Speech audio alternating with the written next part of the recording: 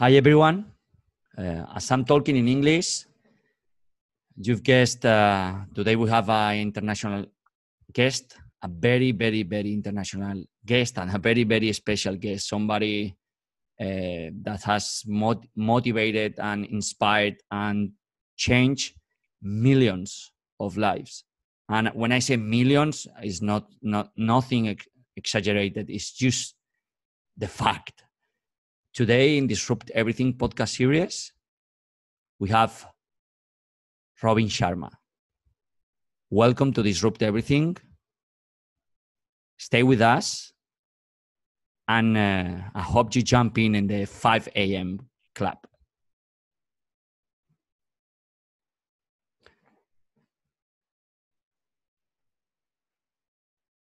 So here we are with a very special guest, somebody, a change agent, a global humanitarian that has transformed lives.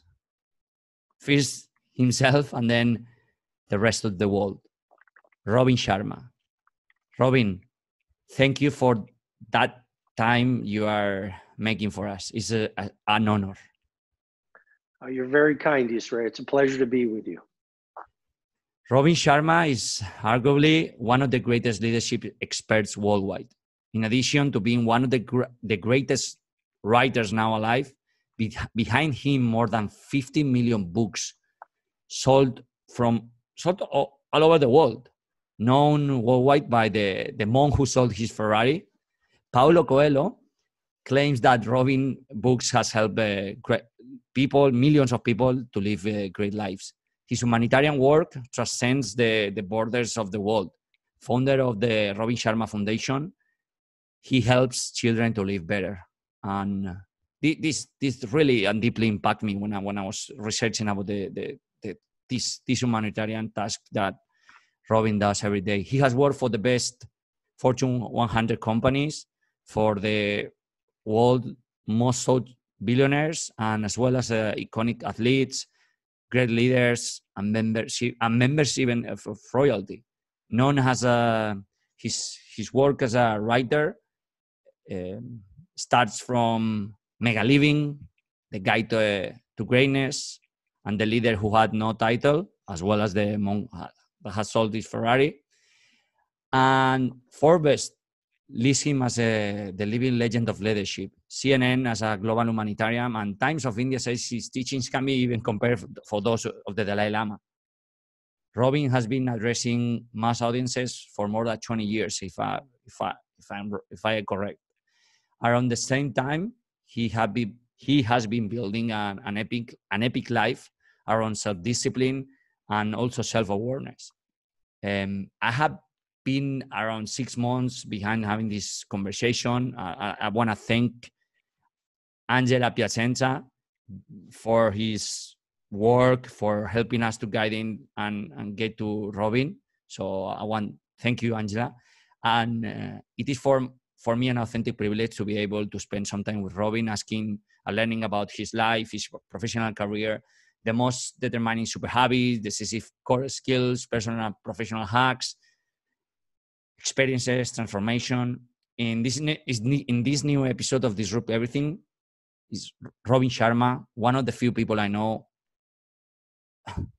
they could have and they could address the name of guru. Even sometimes we don't need gurus, right?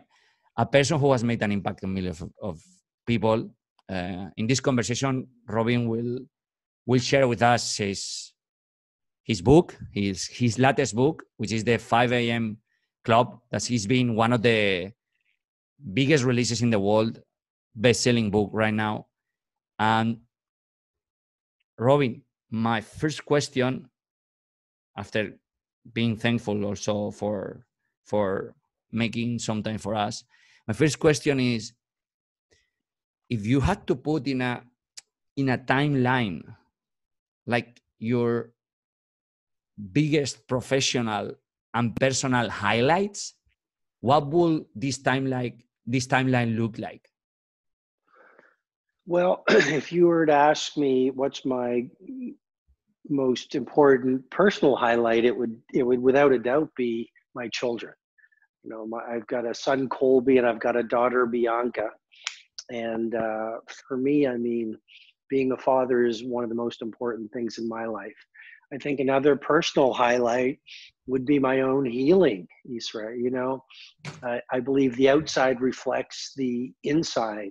And I believe if you want to create higher productivity in your career, if you want to create a great business, if you want to create a great movement, there are many outer strategies, but everything begins by what I talk about in the 5 a.m. Club: your mindset, heart set, health set, and soul set, your 4 interior empires. And I've done a lot of work on myself, which is, you know, I have the scars to prove it. So I think that's something else that I would find very valuable. I think also personally, as something that I feel grateful to be able to do, is just the people that I've served through my books and through my podcast and through my presentations. I think ultimately life is very short. Look at the world we live in right now. We're dealing with a plague, and we're dealing with the implications of a global lockdown. You know, there's a lot of people who say right now we're dealing with a health pandemic, and then we're going to have to deal with the societal, you know, fallout from all the job losses and all the people who've lost their businesses. And so ultimately, you know, I don't know how long I get to live. Hopefully I get to live a long life, but I could be taken out of the game tomorrow. And so I think ultimately, if we can help people, if we can serve people, if we can contribute great value to people, it's something we should feel good about. And I do feel good about the people that I've served. Professionally, I'd say, you know, I think my craft is very important to me. And so, you know, I'm less interested in selling books and fame, fortune, and applause. And I'm much more interested in the quality of my craft and, you know, just continually. Your podcast is Disrupt Everything. And it's so important for me to constantly disrupt my winning formula. And this is my 24th year in the field, but I always want to be growing. I always want to be reinventing myself. The 5 a.m. Club is very different from any other book I've ever written. It was a very disruptive book. A lot of the ideas in the book are disruptive. Like, you know, everyone's talking about grinding and hustling and working day and night. And one of the key methods in the 5 a.m. Club is, you know, rest is not a luxury, it's a necessity. And there's that model in the book that's the twin cycles of elite performance. If you really want to get amazing work done, then use sleep and rest and recovery as a secret weapon, because the best performers rest a lot and they vacation a lot, and they don't feel guilty when they take time off, because when you take time off, you're actually incubating your ideas and you're actually refueling your energy, so you come back and the work you do is of a much higher quality. Robin, how will you define your craft, and how you improve your daily your excellence standards day by day? But because I feel and I read you have a strong self-discipline, and this is what, you know, what makes you somebody like unique also, that work that you do every day. Well, I want to be very honest with you. I think it's very easy for it to sound like I'm, you know, disciplined every day and like a machine, and that's not me. In the 5 a.m. Club, there's the twin cycles of elite performance: HEC, the high excellence cycle, and the DRC, the deep recovery cycle. And that's how I live my life. And it might be counterintuitive to the way most people live their lives, but what I'm trying to say, Isra, is when I am in the high excellence cycle, like right now I'm writing a new book. So I was up at 4:30 today. I meditated, I exercised, I ran my morning routine, because I needed to be present for you and excellent for you, hopefully, and to write my book after we finish this recording. So when I'm in the high excellence cycle, you know, I'm very disciplined and I have a very clear schedule, and I really am very loyal to my rituals. like the second wind workout, the 5 a.m. Club 20-20-20 formula, the 2 massage protocol, the 60-minute student. But when I am finished this book, for example, and I think I'm going to finish it within about 5 weeks, then I'll probably go into my deep recovery cycle. And that's when I'm not as disciplined. And I give myself permission to read the classics. I've got a book right in front of me that I can't wait to read it. And it's Aldous Huxley's Brave New World.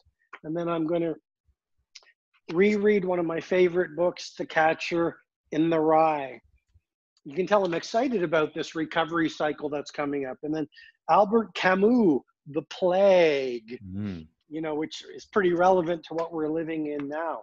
And so all I'm saying is, in 6 weeks, when I go into that deep recovery cycle, the name of the game is to rest and recover and refuel my assets, and also to enjoy life. I think all too often as entrepreneurs or creative people or productives, we feel very guilty if we're not doing, but we're human beings. And without the human being, you won't be a good human doing. And it's the times when you're not doing, but you're being and reading and having paella with your family and watching sunsets and watching films. That's when your great ideas are incubating. So the next time you work on your book, or you work on your new business, or you work on that piece of code, or you work on building your movement, you're at your best. So hopefully that's an honest way of explaining. I don't subscribe to being a robot or a machine, in the hustle and grind culture. The way I create and produce is much more organic and hopefully more soulful. Thank you for this interesting answer, because it opens ourselves to a paradigm we have been not really connected, because everyone is just hustling, but it's as much as important as how you live life, right? Completely right. And I'm trying to shift the narrative a little bit, because there are so many gurus saying every minute of the day should be scheduled. Now, you're right. The 5 a.m. Club it's launched a movement. I mean, literally millions of people are using the methods in the book to build more discipline, to be more productive, to battle-proof their businesses and bulletproof themselves in this difficult time. So I'm very much about morning routine, because it's a great way to strengthen yourself while the rest of the world is asleep, so you live consistently excellent days. But I think there should be room for flexibility and soulfulness and the poetic parts of life too. So I think it's a balance. I think, if every day you're fasting, but you don't make room for pizza, if every minute you're working, but you don't make time for a siesta, if all you do is make money, but you don't make time for your family or your spirituality, I don't think it's a great way to live. I mean, Aristotle talks about the golden mean. And I think that's very important. Robin, before going deep with the 5 a.m. Club, I had like short questions about your previous books. The first one is, what are now that has happened a bunch of years after you wrote Mega Living, what are the best conclusion of Mega Living that you can? Wow, what a great question. No one's ever asked me that. I would say, I wrote that book 24 years ago. Wow. And I self-published it. One message I'd like to share with all your worldwide viewers and listeners is, no one will believe in you until you believe in you. And criticism is a symptom of innovation. So, you look at J.K. Rowling, the creator of the Harry Potter series, and most publishers didn't want to publish Harry Potter. And so reflection, it really is the price of you living your greatness. And when I did the Mega Living book, you're right. A lot of people think my first book was The Monk Who Sold His Ferrari, but it was Mega Living. And I had a passport picture on the cover, a passport picture. And it was a terrible cover, the first cover. It was just terrible, but I disrupted everything. And I consistently improved the cover. And, you know, I think it's by far not my best book, but the conclusions would be the same kind of conclusions I'm offering now, which is all success starts with you working on your interior, because your income and your impact always is a reflection of your self-identity. So you can do all the strategies, all the time management ideas. You can read all the books on business strategy, on innovation, on team building, on elite performance. But if you're full of self-hatred, if you haven't forgiven people, if you have the beliefs of average and scarcity, if you have the heart sets, one of the terms I talk about in the 5 a.m. club, everyone's talking about mindset. What about heart set? What about health set? What about soul set? The 4 interior empires in the book that precede all exterior empires. But in Mega Living, that's where I started with personal mastery is the gateway drug into business and life mastery. So resonant. Maybe gateway drug isn't the best term, but it's the door. It's the doorway. Thank you for the answer. And what is the best learning for you from the book The Monk Who Sold His Ferrari? Because people got the learning from outside, but you wrote it from inside. So I think it changes perspective. What a great question. As the author of that book, if I understand you correctly, Isra, you're asking me what was my learning? Yes. It's a great question. I'd say number one, don't listen to the critics. Trust your instinct. Because early readers of The Monk Who Sold His Ferrari told me not to publish the book. They said, the title's a silly title, the book is poorly written, the ideas won't resonate with people. But I had my faith in the book was larger than my fears. My instinct was screaming more loudly than my intellect. Forget your intellect. It's important, but don't let it overpower your instinct. Your instinct, the heart is wiser than the head. Your instinct knows what's right. It's your intellect is simply the thoughts and lessons society have taught you in terms of what's possible. That's what intellect is. It's intelligence. It's what's been done in the past. But all progress doesn't come from what's been done in the past. You talk about disrupt everything. All progress, the internet, the COVID vaccine that's coming, Tesla, airplanes, El Bulli restaurants in Spain, and Ferran Adria. These people were visionaries. They didn't do what was done. Ferran Adria, molecular gastronomy. And then when El Bulli was at the pinnacle of its success, he closed it. It's good lesson. He disrupted everything. He didn't do it for the commercial reason.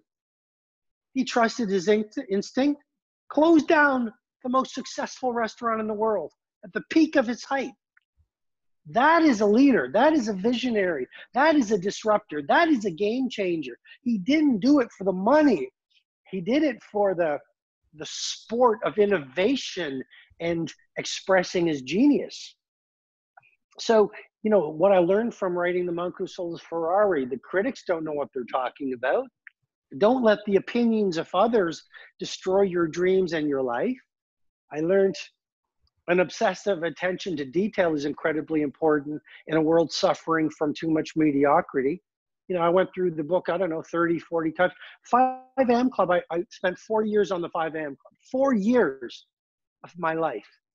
I How, wrote it, I rewrote it, I changed the cover.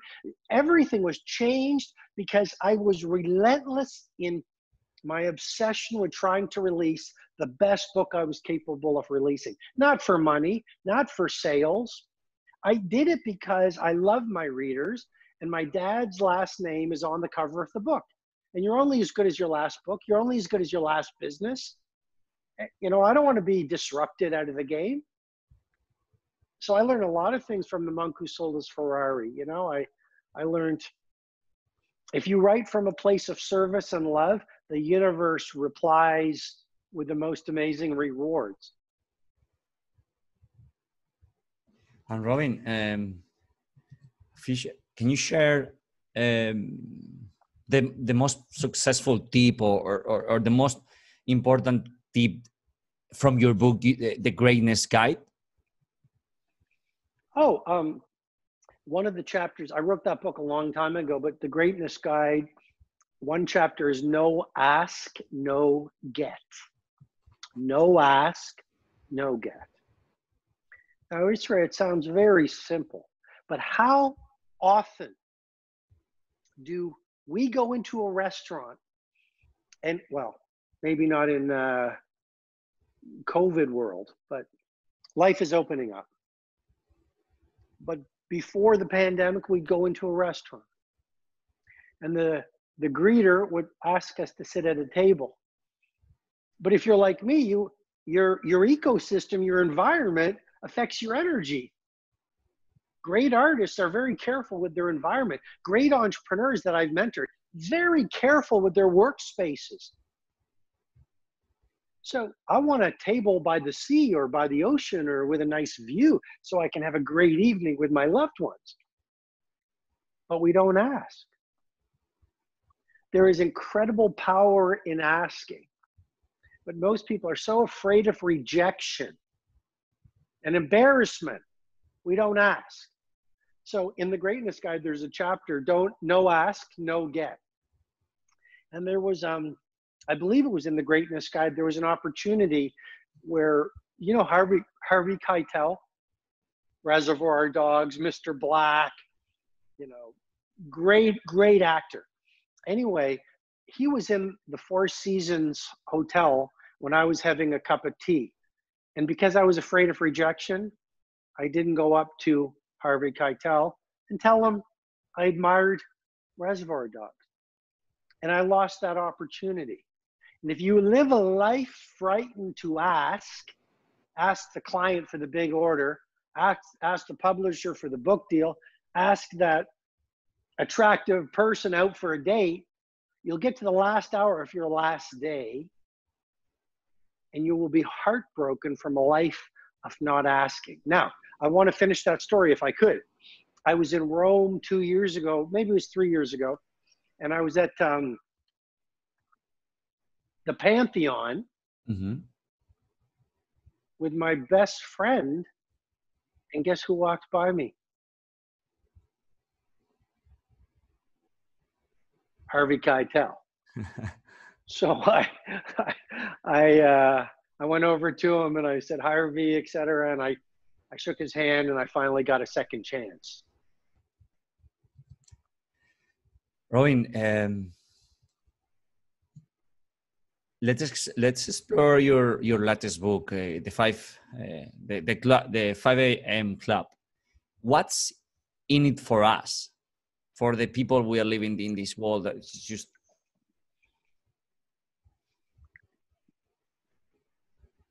I would say two things.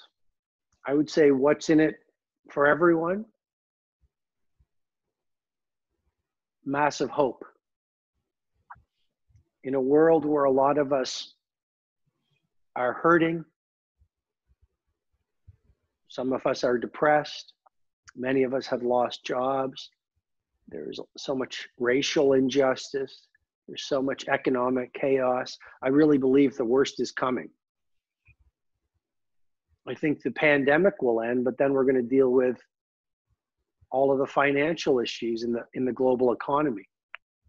I mean, my dad is 83. He said to me, I've never seen the world closing. We've closed the world.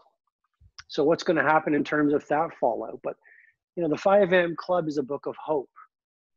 It's a book that reminds people of the philosophy of how do you truly live life, not only in great times, but when everything is falling apart. And I'm not just saying, you know, some platitudes on hope. It's a heavyweight book for hopefulists, for people who want to dream again, for people who want to believe in themselves again, for people who want to do amazing things with the rest of their lives, build great companies, build great careers, do amazing work, live great family lives, get healthy. So it's a book about hope, but it's also a book about methods, because philosophy without methodology is an empty victory. And so in the book, as you know, if you've read it, I don't have a copy here, but there are many frameworks, like the 10 rituals of daily genius, the 3-step success formula, the 7 noble virtues of human beings, the habit installation process based on the latest research about how the most successful people in the world install habits that stand the test of time. So it's a book about hope, but a lot of people say, well, you know, I don't want hope only. I don't want positive thinking only. So you have the method. I need, how do I get traction? And so it basically is a book where I take over 20 years of my work with billionaires and the NBA athletes and, you know, a lot of footballers follow my work, a lot of movie stars. And I've mentored a lot of these people, and I've taught them these frameworks, and a lot of them are in the book. So that way, you know exactly what to do today to start getting the results that you want to see. And you were saying that it took you 4 years to write it. And you said like it was like excellence process, right? And what happened in that time, in these 4 years, that you had any doubts? Like what were your biggest challenges? Oh, I had doubts every day. If you don't have any doubts, I don't think you're human. On this book I'm writing now, I mean, I'm full of doubt. You know, I sent it to my editor. What do you think? Is this okay? I mean, I don't want you to think I'm some kind of a guru. I still have doubts because I'm pushing the envelope. I wrote a chapter this morning about my one and only camping trip. You know what camping is, right? Yes. When I was child with my uncles. Yeah. So I went on one camping trip in the woods, and so I wrote about the camping trip where, you know, we went out, we bought a tent, we bought a lantern, we bought waterproof matches, we brought food, we left the city, we left the country, we went out into the wilderness, we walked, we found a place, the sun was starting to set, we quickly put up our tent, it looked like a crooked tent, we didn't know how to do it, we lit a campfire, we started cooking marshmallows, everything was perfect, we started telling stories, we started laughing with each other, and then we heard the sound, and maybe it was a coyote, maybe it was a wolf, probably it was a bear, and so what we did was we decided to run. And we took the tent and we took everything, and, you know, and we started to run back to the car through the woods. The sun was setting, and I just remembered I didn't have to run faster than the bear. I just had to run faster than my friends. Then I got to the car. We got in, we jumped in, we locked the doors, we drove away, and we spent the night in a motel. And so all I'm saying is, if you share that kind of thing, you know, you used a word before we started recording. You said you want to be vulnerable. And, you know, I hope you don't mind me saying, but you said you wanted to be very real for all the people who watch you. And I want to be real too. And I've tried to do that in every book, but this book I'm writing now is the most real book I've ever written. I talk about my struggles, my doubts, my pain, my insecurities, my hopes, my dreams, my successes. And so what I would say is the 5 a.m. club, you know, what was it like for 4 years? I was exhausted at times, because when you show your maximum creativity, you will be exhausted. I call the concept cognitive exhaustion. It's not just marathons that make us tired. I've been writing this new book. I'm wondering why there's weeks where I'm so tired. And they always follow weeks when I've been productive. The brain is the largest organ in the body. You do cognitive labor. Don't be surprised if next week you can't get out of bed. So what do? You sleep, you rest, and then you come back to the work. The process was frustrating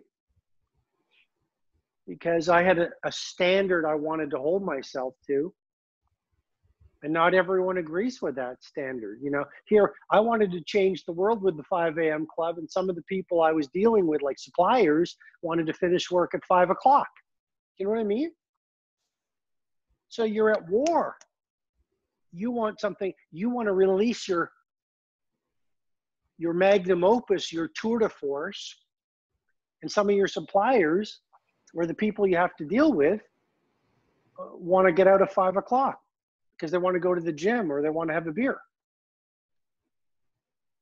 So it's frustrating. And it's exhilarating. Those moments, I wrote a lot of the book in Rome. You know, those moments are, some of it in Madrid. And those moments are exhilarating, where I remember being in Madrid and I'd gone to the, oh, forgive me, I'm not going to pronounce it correctly, but it's the Queen Reina. El Museo de Reina Doña Sofía. And I went in there and I walked into the room where Picasso's Guernica is. And then if you go out of the museum, there's an outpost of one of my favorite Spanish restaurants. It's right outside the museum. And I had a beautiful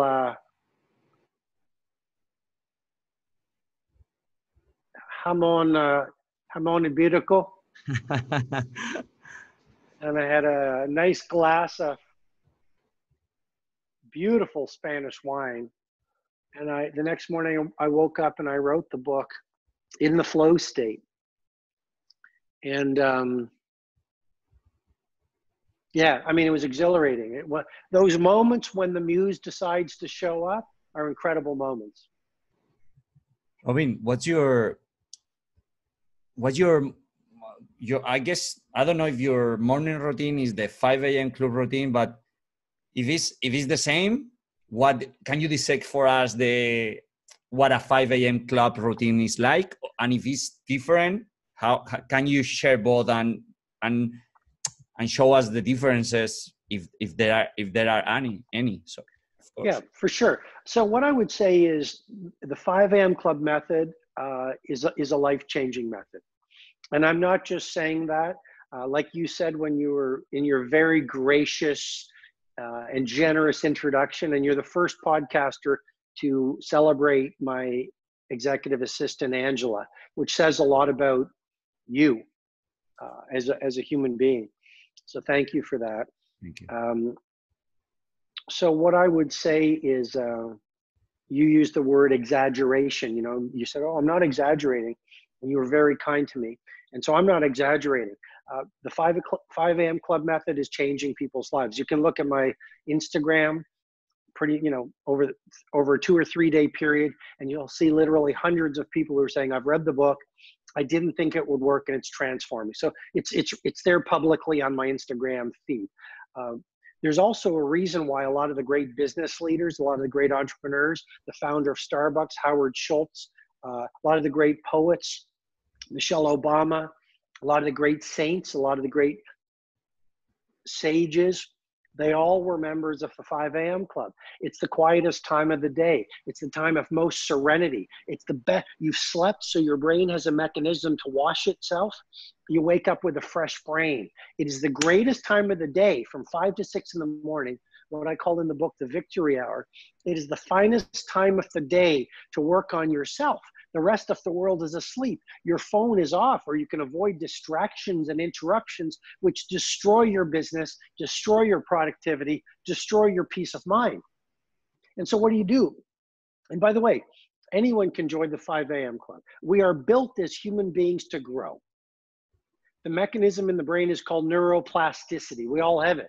Our brains can grow. Even if you're 90, you can read a book, get a new idea, wire in some new neural pathways. And if you do it for 66 days, according to the research of University College of London, you will install a new habit.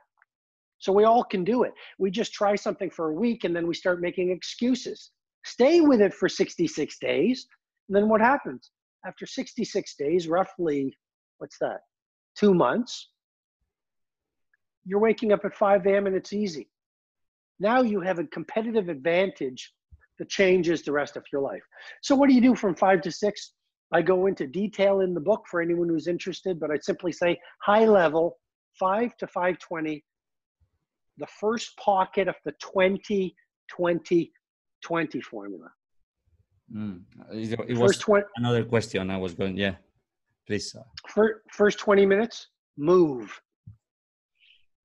You absolutely want to move. Why? When you move, you sweat. So that means running, skipping on the spot. If you're in a little apartment, just do mountain climbers, jumping jacks, military jumps, go out on the streets, wherever you live, run, sweat. Why do you want to sweat? Because when you sweat, you release BDNF, brain-derived neurotrophic factor. BDNF, which John Ratey of Harvard University calls miracle grow for the brain, accelerates your brain's ability to process information. You think like a giant. BDNF promotes neurogenesis, which is actually the creation of new brain cells. BDNF increases the density of your neural wiring, which battle-proofs and optimizes your brain.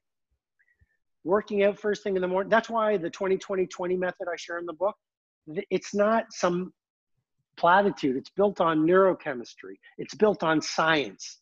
It's built on neurobiology. It's built on biohacking. So also, if you exercise in that move pocket, 5 to 5:20, you'll release dopamine. Dopamine is the inspirational neurotransmitter. When you play with your phone on social media, that releases dopamine. When you receive a hug, it releases oxytocin and dopamine.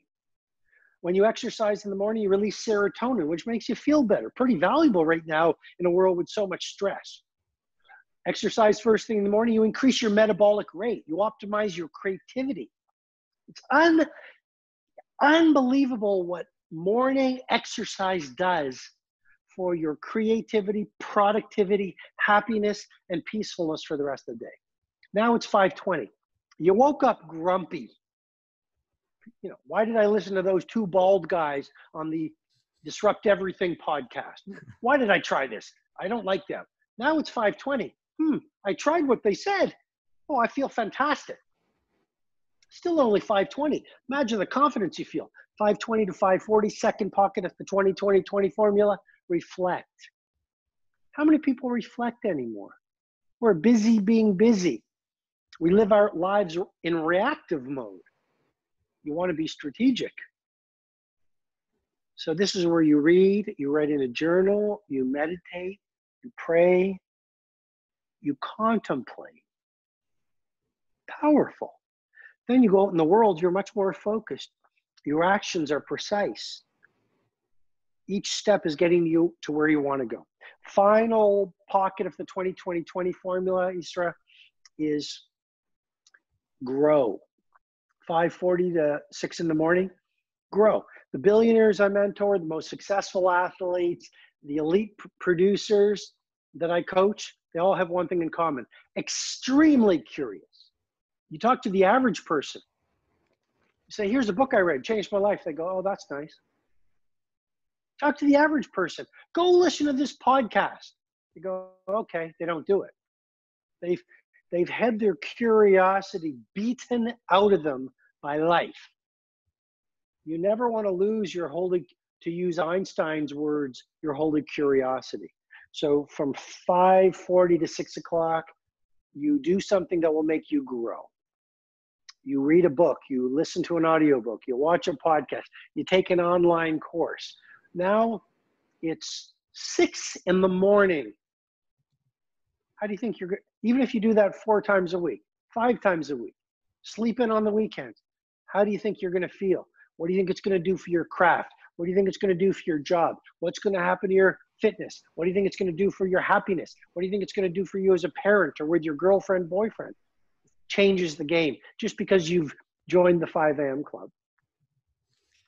Robin, I have so many questions, but I want to take more time than we agreed. So I have 3 more questions. I'm going to make it quick.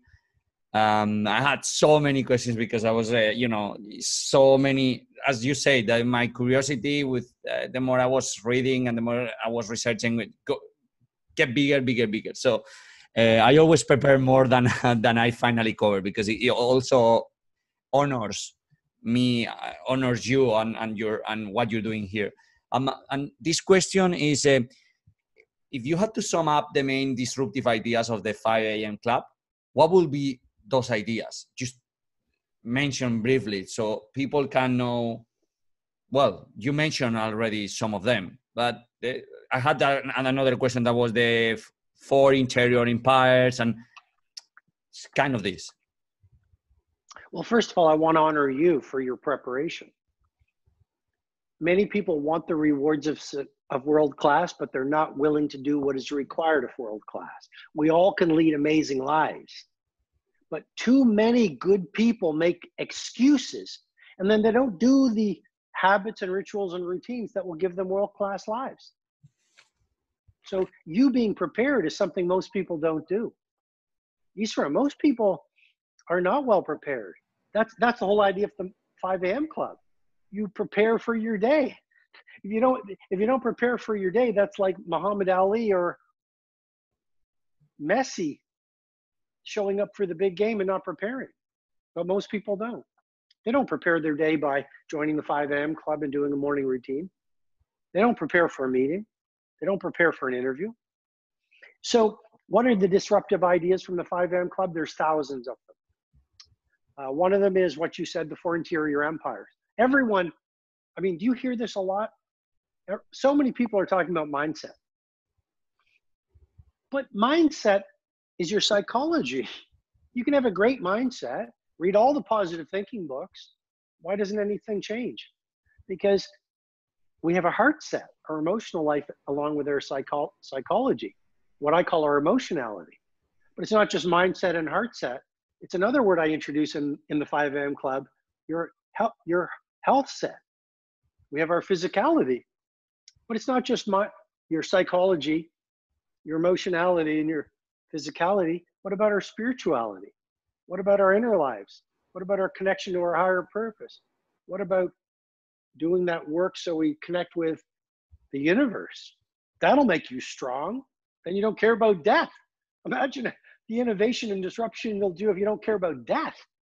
So one of the big ideas in the book is there's 4 interior empires. There's the model in the book: mindset, heart set, health set, and soul set. Work on those every morning and watch what happens to your outer life.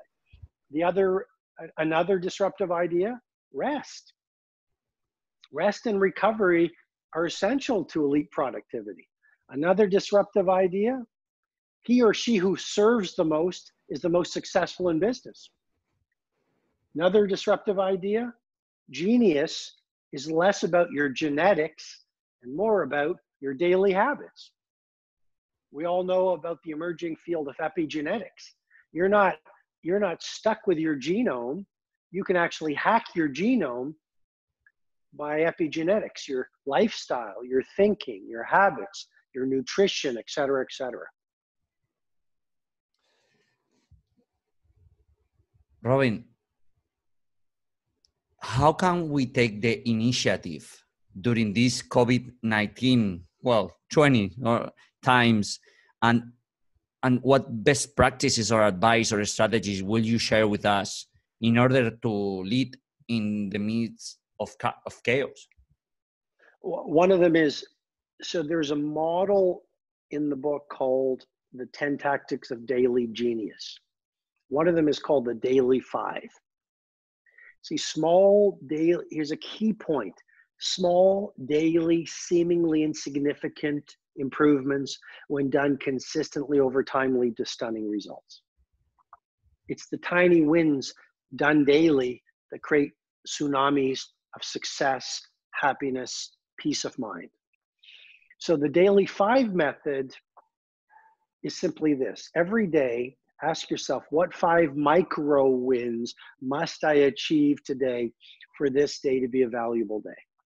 Well, if you do that consistently at the end of 1 month, that's 150 little wins. At the end of 1 year, it's 1,850 micro wins. If you've achieved 1,850 optimizations in 12 months, your life will be in a completely different place, even if you do it for just 3 months. So that would be one of the tactics, the Daily 5 concept. Second tactics, a lot of us are locked down. Let's stop making excuses.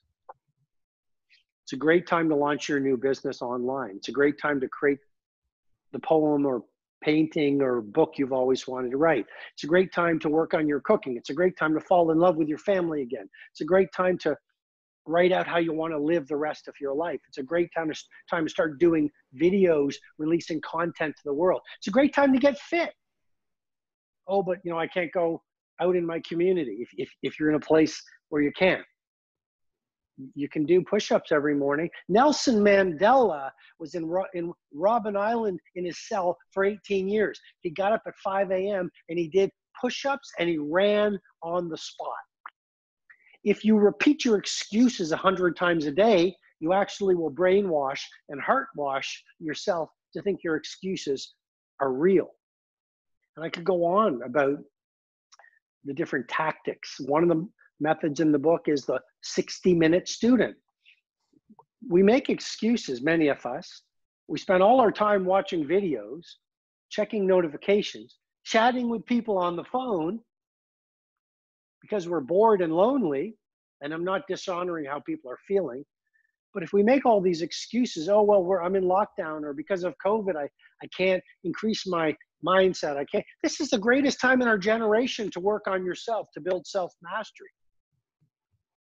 So, let's not make excuses. Even if we're at home, we can do some amazing things with this period. A lot of the great artistic works were done in the book at the time of the bubonic plague. So one of the methods that I talk about is the 60-minute student. Put away your phone, put away your Zoom calls or whatever you're doing, and for 60 minutes, read, study, develop your domain knowledge, build your knowledge base, so that when this ends, and it will, you can go out and you are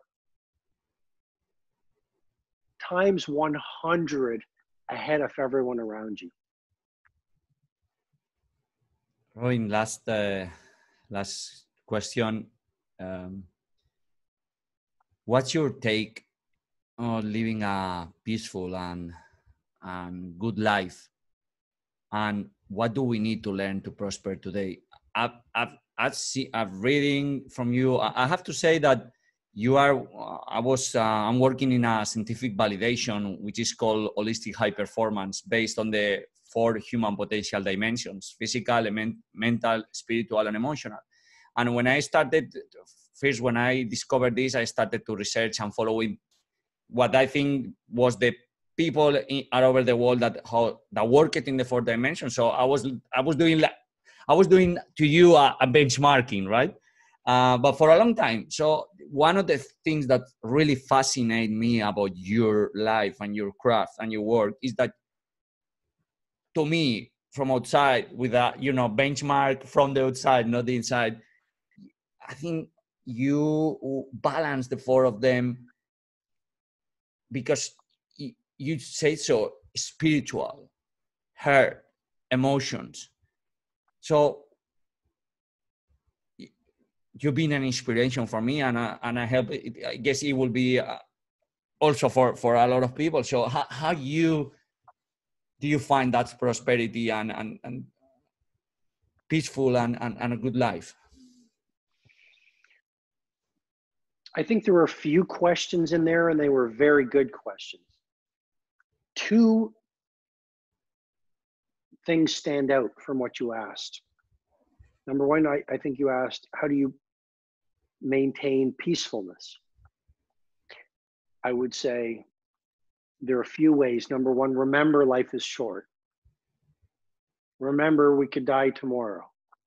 Remember, we all think the end of our lives are years away, so we postpone. We postpone being productive. We postpone being creative. We postpone spending time with our families. We postpone being loving to strangers on the street. We postpone everything.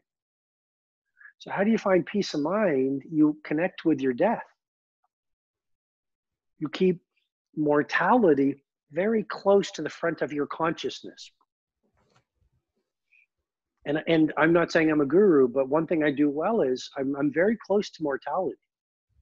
When my children go out the door, I really do consistently remember something could happen to me and I might not see them again. I'm writing this new book, or when I wrote the 5 a.m. Club, I was very close to the fact it could have been my last book. What would I want to share with the world?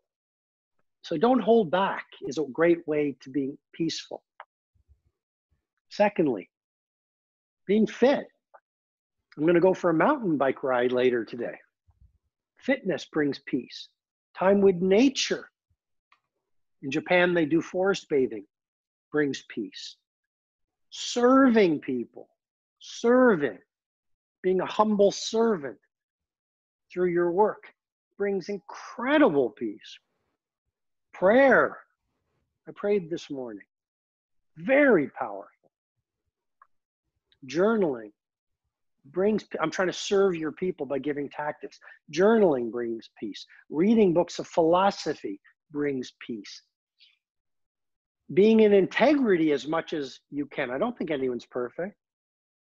But do you know how much unpeace and self-hatred comes from betraying your truth, your values? Okay, then you asked about prosperity. How do you build prosperity? You know how you build prosperity, I believe? You don't worry about prosperity. You worry about helpfulness. So in this new book I'm writing, I'm not writing the book to make money. I'm writing the book to help people. Before I start the book, I pray, universe, higher power, great spirit. What do you want me to say that will make the world a better place in this world we're living in? So I believe intentions are very creative.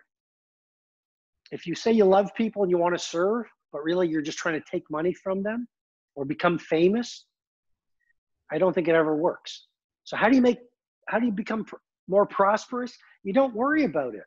You say, how can I be so good at my craft that when people read the book or look at the code or use the app or come to my restaurant, they feel that it was an act of love. And if you live your work and your life as an act of love in a world with too much hate, the world will fall in love with your magic. And the byproduct is prosperity, respect, influence, and impact. Robin, was super powerful. Thanks for sharing. I want to, if you had the now, like, well, in fact, you have it, no? Like million, millions of people as your audience. And what would be imagine that you can, well, imagine no, you do it, right? Your next book, and what will be not the title you are writing right now. I know I'm not gonna be so like, I don't take that risk. But the thing is, if you have to put a message in the cover of your book, a message that impacts millions of people, what message will be that message? There will be a few. I would say, stormy seas make strong sailors. We grow the most during crisis and hard times. So our ego says, oh, I'm suffering. Oh, the world is falling apart. But this is an incredible time to build our bravery, build our compassion, build our strength, build our creativity, build our commitment to being our best selves. Second thing on the cover of the book would be,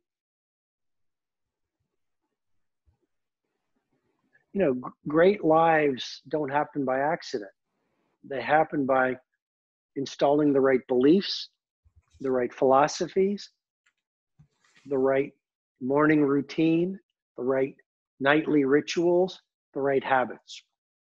Third thing I'd say on the book would be, why wait for more heroes to show up in the world when every one of us has the responsibility to become heroic in our own lives? And finally, I'd say, life is short. Be kinder and more helpful.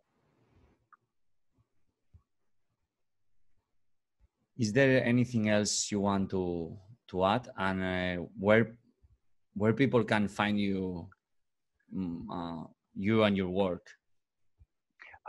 Sure. So Isra, they can find me at robinsharma.com, Robin Sharma, SHARMA.com. And I have a mailing list where I send out valuable videos and very thought out and helpful and practical email posts.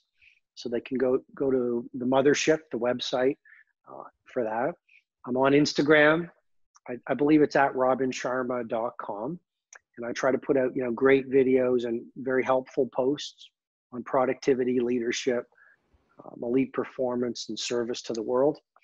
And in the 5 a.m. Club, if anyone wants the 5 a.m. Club, people are loving the audiobook. And I think the reader did a great job. So the audiobook is available at Audible or at Amazon.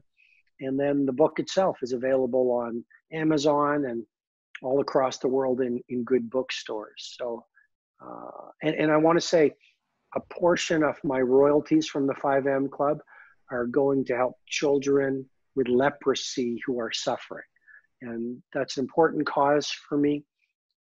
Really important. Long story. Yeah. So I want to mention that because, people read the book, they get their transformation, but we're also helping children who need help.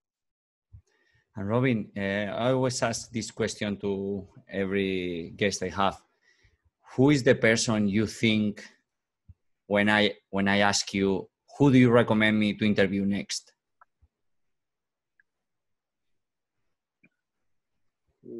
I would say Steve Wozniak, the co-founder of Apple.